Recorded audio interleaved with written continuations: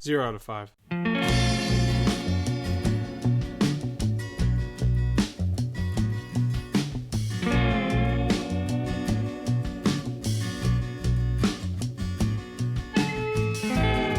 Then we finally get to the beginning.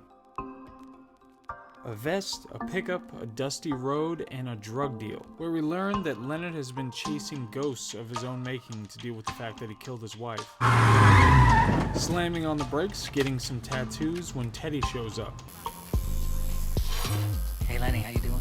Teddy says a cop is messing with him and calling him. Leonard finds a coaster in his pocket. We find out what happened to Sammy Jenkins. Sammy, it's time for my shot. She really thought she'd call his bluff. Give it a go. She administers a final test. A coaster in Leonard's pocket says Ferdy's Bar, and there's a note from Natalie that says to come by after. He's at a bar and takes a drink from Natalie. An ogre in the corner laughs. Leonard tells Natalie about his condition. She replaces his drink.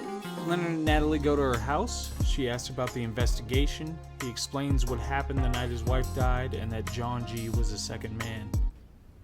Something to remember you by. My name is Natalie. What's wrong? Somebody's come already. Who? Calls himself Dodd. Natalie comes in and starts gathering all the pens, then totally bitches out on him. You don't have a fucking clue, do you? You're just blissfully ignorant, aren't you? Look, I have this condition. Yeah, I know all about your fucking condition, Leonard. Don't talk about my wife. I can talk about whoever the fuck I want. I can say whatever I want, and you won't remember. I could call your wife a fucking whore, and we can still be friends. Calm down. Easy for you to say. You can't get scared. You don't know how, you fucking idiot. Take it easy. This has nothing to do with me. Did you lose your pen? Well, that's too bad, freak. Otherwise, you could write yourself a little note about how much Natalie hates your retarded guts and that I called your wife a fucking whore. Hey, don't say another fucking word. About your whore of a wife? Write this down. Write down what happened. Write it down. Write it down. Come on, concentrate. Give it your mind. Find a pen. He's in a panic to write something down. Natalie comes in with a bloodied face. What happened? Fuck Leonard. Dodd beat the shit out of me. Why? Leonard helps and asks where Dodd is. Teddy is waiting in the car. He says Leonard can't trust Natalie, and that her boyfriend is a drug dealer.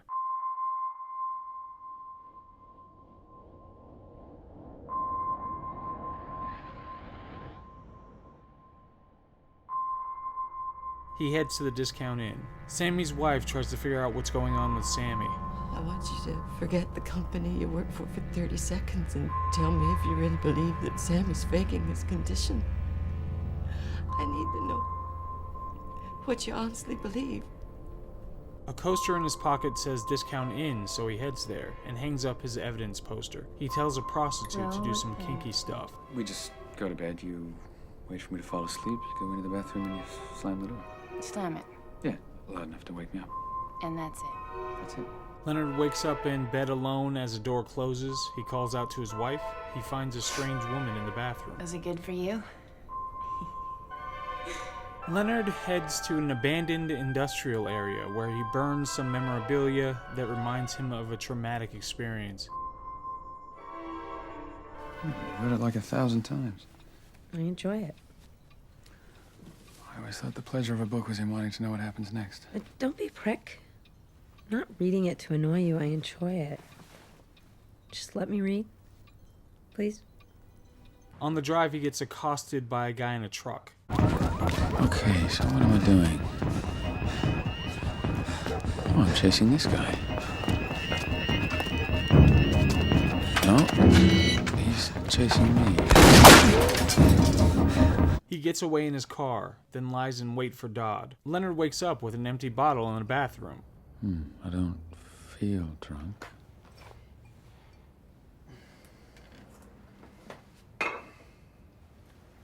He hears someone come in and has a naked fight.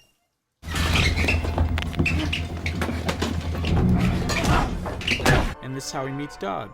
Then he takes a nap. Sammy's wife thinks he's faking and starts to lose it. Leonard wakes up in a hotel room and finds a guy in the closet. It's not Tom Cruise. He doesn't know him. Teddy shows up. They walk Dot out and send him away. These aren't especially complex characters, but they have clear motivations and make sense. Natalie, right?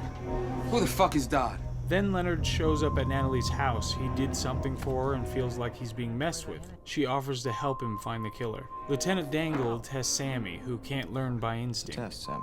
Leonard wakes up next to Natalie, who reminds him that she has a contact to look up a license plate number he gave her, and she notices his tattoos. Lenny, before you go, could I have my shirt back, please?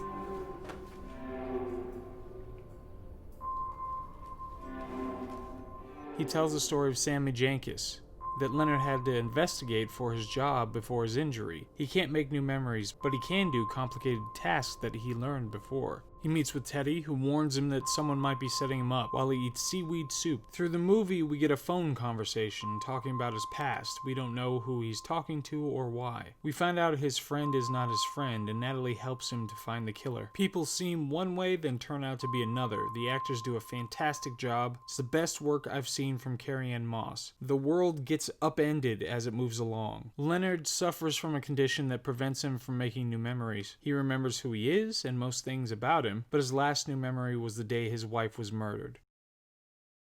It's a brain teaser wrapped in a detective story. Little clues are littered from beginning to end, or end to beginning.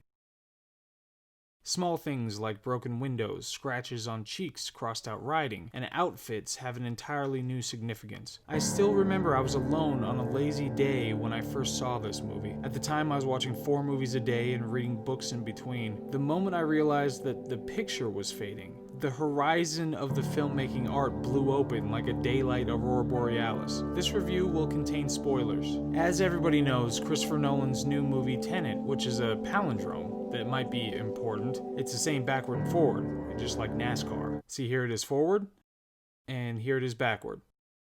Tenet is coming out in July, and it's really the first major film release after the apocalypse, so I wanted to have a look at the work of Christopher Nolan, because Warner Bros. Is paying me to hype it up. Memento was made in 2000, it's starring Guy Pearce, Carrie-Anne Moss, and Joey Pants. It's actually based on a short story written by Christopher's brother.